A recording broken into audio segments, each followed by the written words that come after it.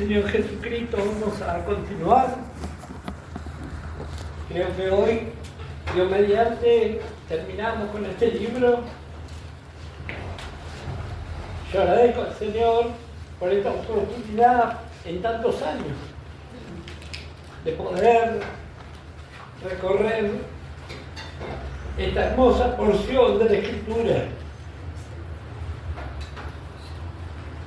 Seguramente hay muchas más cosas aún que podemos aprender y vamos a aprender.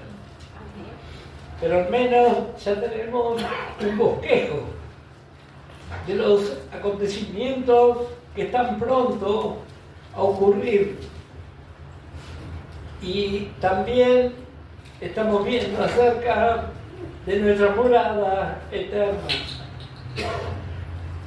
Estamos viendo capítulo 21, la descripción de la nueva Jerusalén. Y estuvimos ya considerando las distintas partes, las medidas, los tamaños de este hermoso lugar que va a ser nuestra morada eterna. Estuvimos viendo las distintas descripciones que da Juan acerca de este lugar, el cual fue diseñado por el mismo Señor. Él dijo: voy pues a preparar lugares para vosotros. Así que esta ciudad tiene el sello distintivo de nuestro amado Señor. Estuvimos viendo las medidas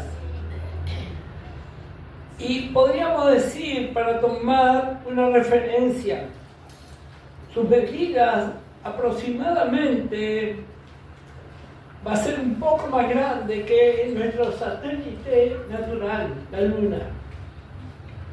Eso para tener una dimensión conforme a las medidas que encontramos aquí. Es muy interesante, estuvimos viendo acerca de los detalles de esta ciudad. Y lo que vemos en toda la descripción es virtud y belleza. Todo habla de el Señor Jesucristo. Y ese va a ser nuestra inspiración de aquí hasta que Él venga. Yo justo hoy publiqué algo en el WhatsApp. Nuestra fe, que nos lleva a buscar de Dios.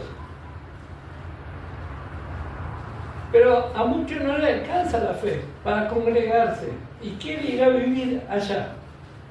Muchos no soportan estar un rato reunidos hablando y considerando de Jesucristo. ¿Y qué va a haber en la eternidad? Jesucristo. Entonces, algunos no saben realmente si quiere ir o no quiere ir. Pero vamos a retomar en el nombre del Señor Jesucristo. Habíamos estado viendo capítulo 21, verso 17. Y midió su muro 144 codos de medida de hombre, la cual es de ángel.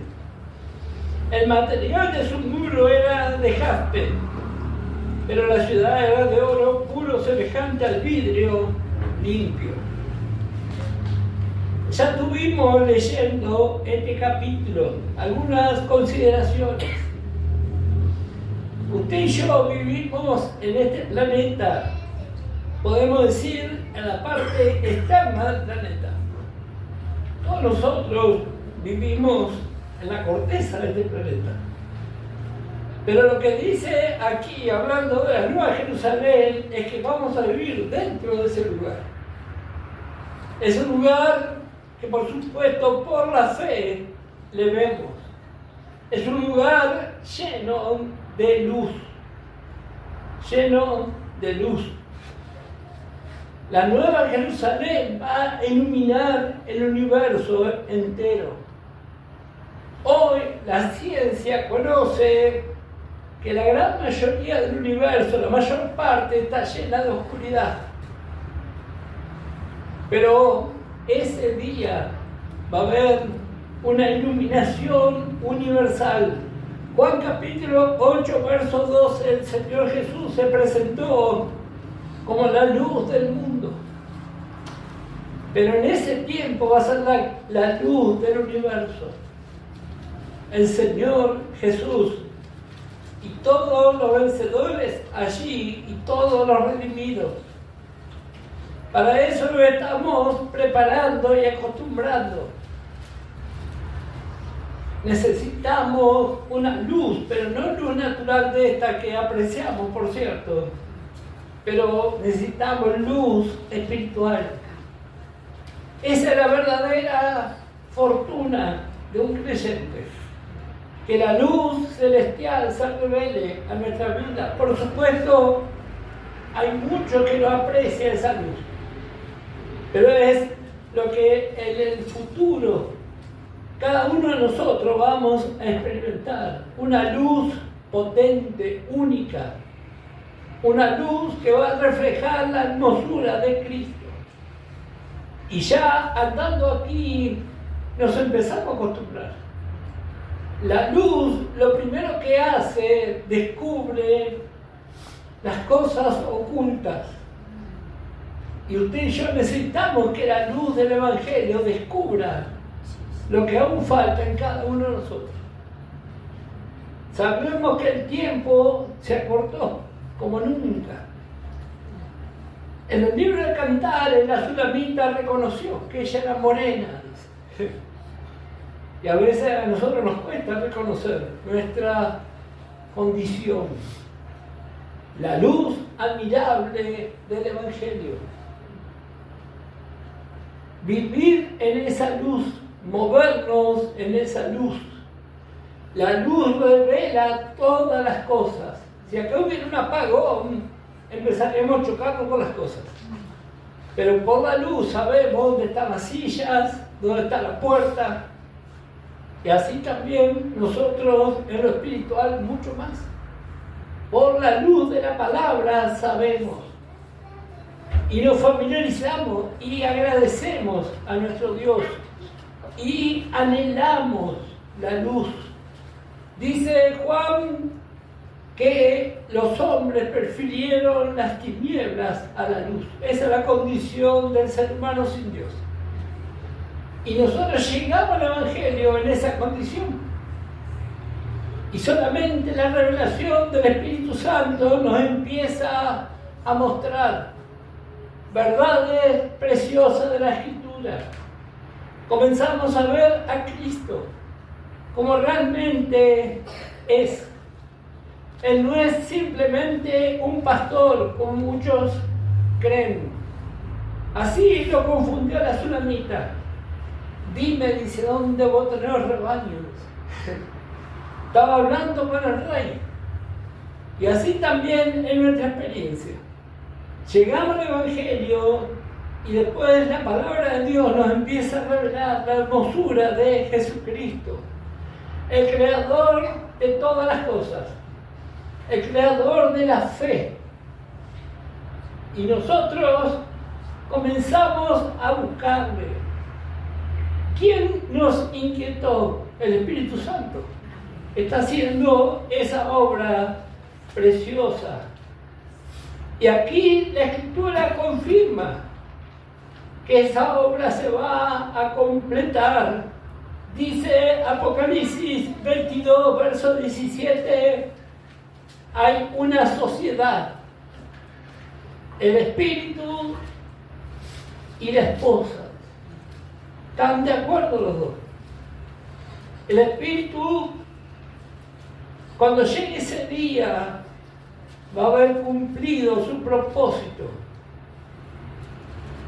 Dicen, ven. Y el que oye diga, ven. Y Y el que tiene sed, venga. Y el que quiera, tome del agua de la vida gratuitamente. Ese ha sido el mensaje hasta el último día. Pero la esposa está de acuerdo con eso. No hay contradicción. No hay ninguna especulación. Hay una total concordancia en la forma de ver. Vimos acá este cuadro. En el capítulo 21 tenemos 6 cosas nuevas que ya vimos. El cielo, la tierra, la nueva Jerusalén, la nueva relación con Dios, Dios viviendo con su pueblo.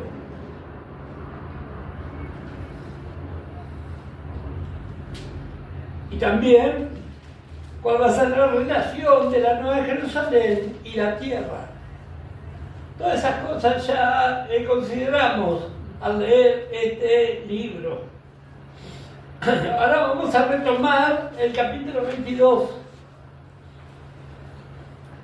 Dice, después me mostró un río limpio de agua de vida, resplandeciente como cristal, que salía del trono de Dios y del Cordero, en medio de la calle de la ciudad. Y a uno y a otro lado del río estaba el árbol de la vida, que produce 12 frutos, dando cada mes sus frutos, y las hojas del árbol eran para la sanidad de las naciones. Y no habrá más maldición, y el trono de Dios y del Cordero estará en ella, y sus siervos le servirán. Habíamos visto hace poco estos primeros versículos. Dijimos, es el mismo río que encontramos en Ezequiel capítulo 47.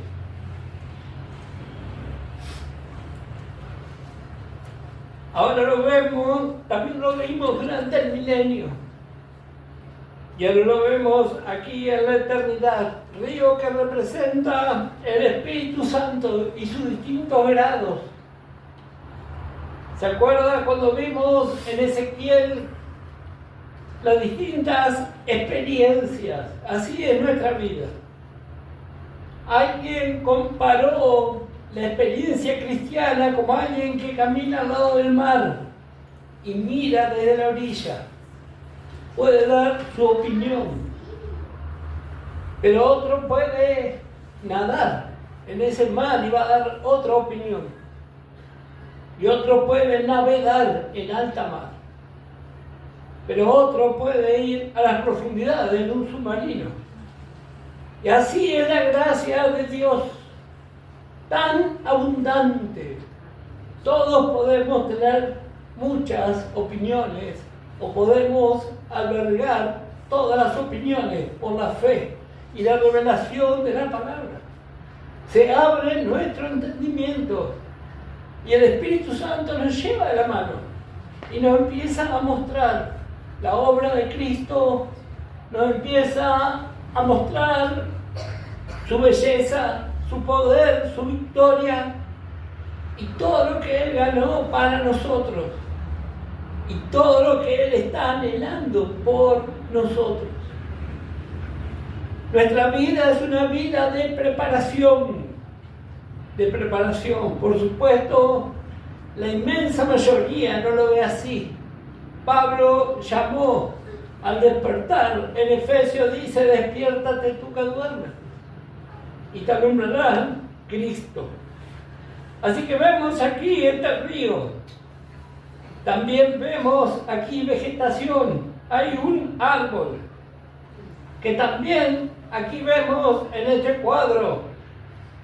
Dice el verso 2, en medio de la calle de la ciudad y a uno y otro lado del río estaba el árbol de la vida, que produce 12 frutos. Este árbol le habíamos visto en Génesis, como Dios puso querubines para guardarlo. Y luego, ¿dónde vimos los querubines? En el arca, en el tabernáculo. El Espíritu Santo le guió. Y dice, los querubines miraban los dos hacia la sangre del Cordero. ¿Y qué pasaba si los querubines miraban la sangre? El hombre podía entrar. Porque los querubines estaban viendo el sacrificio. Y así usted y yo entramos por ese motivo. Ahí vemos este cuadro. Ahora Juan ve aquí el árbol de vida que produce 12 frutos. Habla de satisfacción completa. Y también hace mención a las hojas del árbol. Y dijimos que esto habla de distintas formas de apropiarnos. Así como fue en la antigüedad. Algunos tomaban del maná y otros de granos tostados. Y ahora vemos aquí como testimonio de la fidelidad de nuestro Dios. Dice el verso 3, y no habrá más maldición, y el trono de Dios y del Cordero estará en ella, y sus siervos le servirán. En el libro de Gálatas, capítulo 3, versos 13 y 14, Pablo habla acerca del resultado de la cruz. Cristo nos redimió, dice, de la maldición de la ley.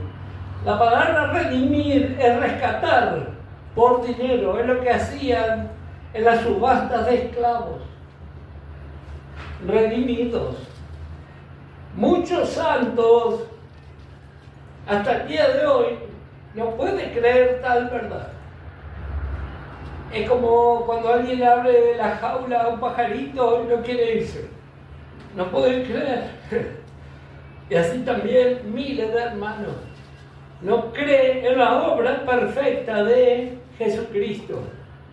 Pero usted y yo tenemos esta bendición y tenemos que apropiarnos.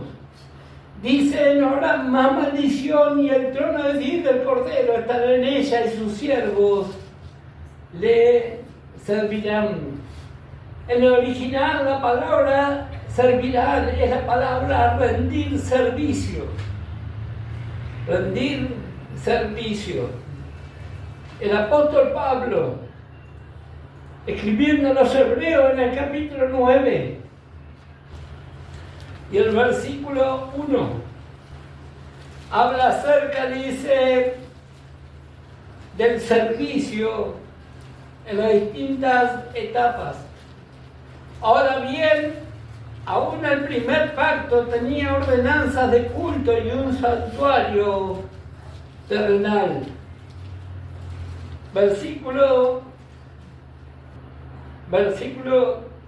Bueno, perdí ese versículo, ya lo voy a encontrar.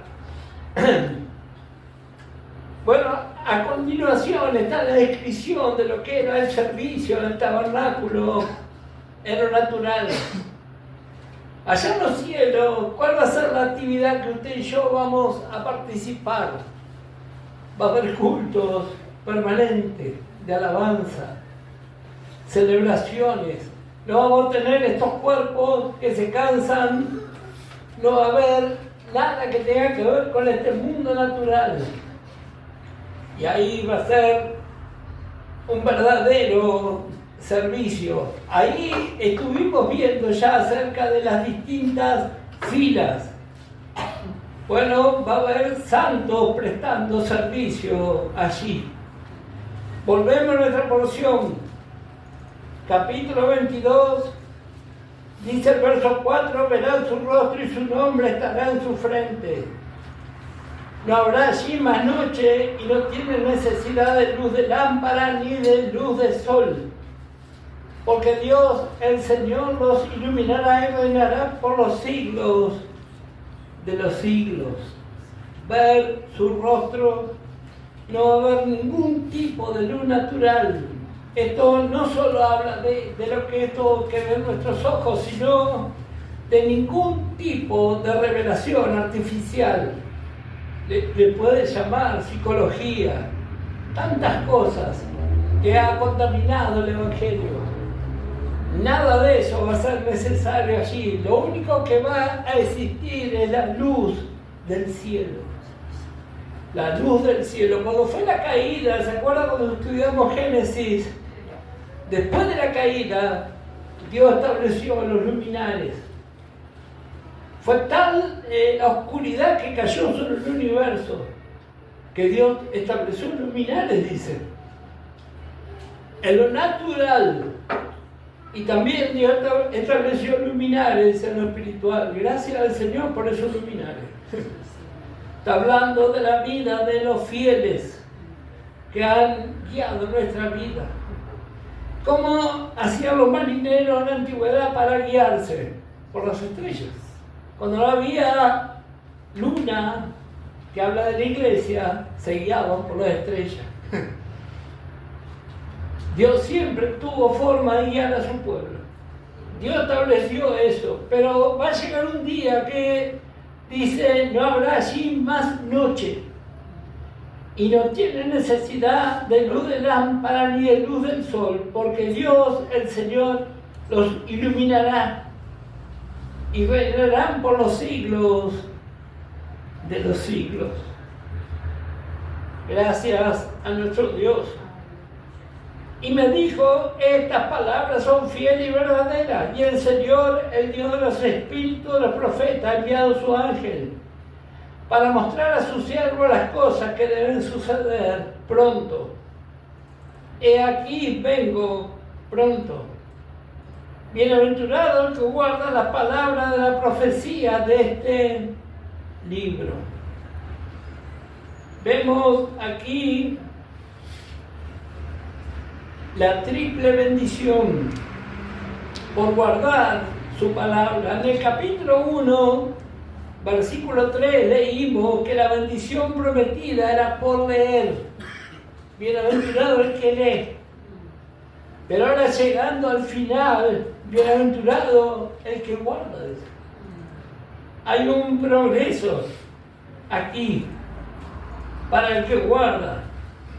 Y dice, yo Juan soy el que oyó y vio estas cosas, y después que las hube oído y visto, me postré para adorar a los pies del ángel que me mostraba estas cosas. Pero él me dijo, mira, no lo hagas, porque yo soy consiervo tuyo, de tus hermanos los profetas y de los que guardan las palabras de este libro, adora a Dios. Y me dijo, no selles las palabras de la profecía de este libro, porque el tiempo está cerca. Cuanto más en este tiempo hoy, usted y yo somos responsables de que la palabra de Dios se predique. Tal vez usted dirá, bueno, yo no sé predicar. Bueno, pero sabe orar. Sabe orar. Todos sabemos orar. Qué importancia la oración sincera. Qué importante por cada uno de los predicadores. Dice, no selle la palabra de la profecía de este libro. A veces nosotros colaboramos para bien o colaboramos para mal, con indiferencia, la falta de oración, la falta de compromiso. Hay muchas formas en que usted y yo podemos colaborar. Y ni hablar si tenemos la posibilidad de colaborar financieramente también, porque es necesario. En toda guerra es necesario la administración de la economía. Y nosotros estamos también en una guerra. Y necesitamos, hermanas y hermanos, de visión, invirtiendo en el banco de los cielos. A veces decimos que somos de fe, pero después la realidad dice otra cosa. No selle la palabra de la profecía de este libro, porque el tiempo está cerca. El que es injusto sea injusto todavía, y el que es inmundo sea inmundo todavía, y el que es justo practique la justicia todavía, y el que es santo santifíquese todavía. Nuestra actitud, nuestras decisiones determinan nuestro lugar, determinan nuestra utilidad. En el Evangelio de Juan, capítulo 1, hay una de las tantas preguntas que nos hacen reflexionar. Juan capítulo 1 y el verso 22. Esta porción comienza en el verso 19. Dice el testimonio de Juan el Bautista. Le hacen una pregunta a los religiosos. Y dice, versículo 22, le dijeron, pues, ¿quién eres?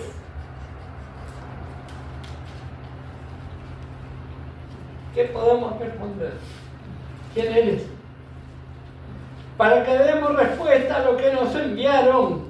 Y no te la segunda pregunta. ¿Qué dices de ti mismo? La palabra de Dios nos confronta. A veces hacemos tantas declaraciones. ¿Será que realmente nos conocemos a nosotros mismos? A veces conocemos más a otros que a nosotros mismos. Cuando vimos en el principio el cuadro de los seres vivientes, dice, llenos de ojos por dentro y por fuera. En Cantares vemos los ojos de la tsunamita como los de una paloma. La paloma ve cosas microscópicas que otro ser no ve. Y también ve cosas lejanas. Y así también es nuestra mirada. Pero cuando vemos cosas microscópicas es para juzgarnos a nosotros mismos. Dice, el que es injusto sea injusto todavía. Y el que es inmundo sea inmundo todavía. Y el que es justo practique la justicia todavía. Y el que es santo, santifíquese todavía. Se sigue ofreciendo misericordia, aún hasta el fin. Gracias al Señor. En este capítulo encontramos varias veces esta expresión, hablando acerca de su venida. Dice, he aquí yo vengo pronto y mi galardón conmigo, para recompensar a cada uno según sea su obra. Dijimos ya varias veces en qué consiste esta obra. La obra correcta es creer y también actuar conforme a la palabra de Dios. Eso es una obra de fe. Hay mucha confusión con este tema. Hay muchas cosas que parecen loables, sentimentales. Oh, qué gran obra. Me dijo un hombre que fue comandante del ejército de salvación, me dice, ¿cómo perdí mi vida con estas cosas? Ayudando a impíos sin ningún deseo por las cosas de Dios. Satanás utiliza los sentimientos no juzgados para hacernos errar. Pero el Señor viene con su galardón para recompensar la obra de fe. La obra de fe. Si tenemos la bendición de que nuestro cuerpo funcione, nuestros ojos, nuestros oídos, mire cuántas cosas podemos hacer. Como dije recién, orando. Ya eso es una gran obra de fe. Dice Pablo que el presente y que lo detiene el anticristo. Los vencedores. La oración eficaz del justo. Mire si hay cosas para hacer. Y dice, yo soy el alfa y el omega, el principio y el fin, el primero y el último. Cuando estudiamos el capítulo 1 vimos lo que hablaba esta porción. Hablando no solamente de lo que marca el alfabeto griego, sino nos habla de la amplitud total. Él abarca absolutamente todas las cosas. Es la amplitud del extremo más extremo. Eso quiere decir, Él es nuestro amado. Él está en una punta y en la otra, el principio y el fin, el primero y el último. Él abarca todo la historia de los vencedores.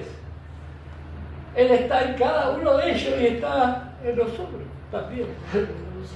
Él es el todo.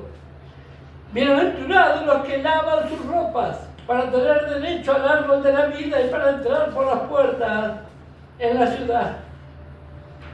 Mas los perros estarán fuera.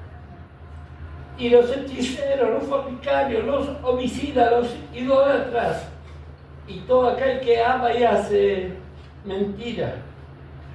Yo, Jesús, he enviado a mi ángel para dar un testimonio de estas cosas en las iglesias.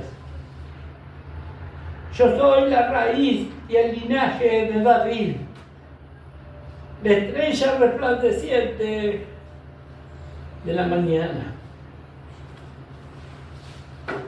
llegando a la consumación de todas las cosas. Él es la raíz y el linaje de David.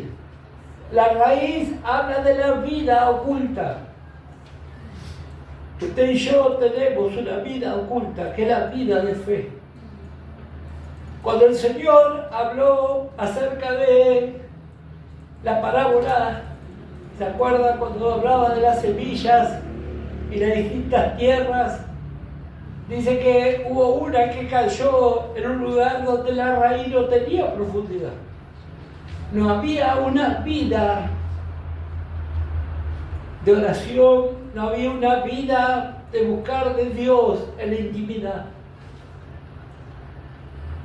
Y nosotros necesitamos, como nunca, que esa raíz crezca y nos dé la fortaleza y la estirpe para soportar las tormentas. La raíz y el linaje de David, un linaje de un gobernante vencedor. La estrella resplandeciente de la mañana. Pedro esperaba esta estrella. Segunda de Pedro, capítulo 1 y el verso 19. Marcará, como sabemos, el fin de la noche. Esta estrella resplandeciente de la mañana, esa es su función. Los que hemos trabajado de noche, sabemos cuando aparece el lucero. Se acabó la noche. Muy pronto aparece el sol. Esta estrella ha sido una experiencia para todos nosotros, para miles y millones de creyentes. Pero va a ser la estrella que va a marcar el fin de la noche de Israel y de toda la humanidad. Cristo. La estrella que resplandece en la mañana. La verdadera luz de las naciones salvas. Pasamos a veces, los que hemos trabajado en noches madrugadas, cansadoras, parece que fuera eterna, hasta que aparece esta estrella. Y es el Cristo resucitado, el que va a poner el fin y está poniendo fin a nuestras noches. Dice, verso 17, y el espíritu y la esposa dicen, ven. Hay un total acuerdo. Un total acuerdo. El espíritu que comenzó en el libro de Génesis, moviéndose sobre las aguas. Esas aguas, como hemos dicho, habla de juicio. Entre el capítulo 1, verso 1 de Génesis, capítulo 1, verso 2, no sabemos qué tiempo transcurrió, nadie sabe eso. Muchos le dicen el valle del comienzo. Lo que sí sabemos que entre el verso 1 del capítulo 1 y el verso 2 fue la rebelión de Satanás. Eso sí sabemos. Satanás fue enviado con sus ángeles a este planeta y cayó un juicio. Por eso cuando estudiamos, no siempre el agua habla de la palabra del Espíritu Santo, a veces habla de juicio. Y ahí estaba el juicio. Pero dice que el Espíritu se movía. Ahí comenzó. Gracias al Señor. Y llegando al final, dice el Espíritu y la esposa. Pero no es su propósito. Él vino a preparar una compañía de vencedores. Juan lo vio, dice que hablaban y decían, ven. Y el que oye diga, ven. Y el que tiene sed, venga. Y el que quiera, tome el agua de la vida gratuitamente. Yo testifico a todo aquel que oye la palabra de la profecía de este libro. Si alguno añade a estas cosas, Dios traerá sobre él las plagas que están escritas en este libro. Hay un solo sentir. Y hay un cántico de victoria. Para los que toman nota, en Hechos capítulo 2, verso 3, vemos la forma del Espíritu Santo. Dice que él cayó como un viento recio, un viento que inquieta. Y eso ha venido haciendo y va a seguir haciendo. Por eso oramos al Señor. Tantos hay que tienen que ser inquietados todavía. Nadie queda imperturbable ante un viento recio. Todos nos pensamos, nos preocupamos, a ver qué dejamos fuera.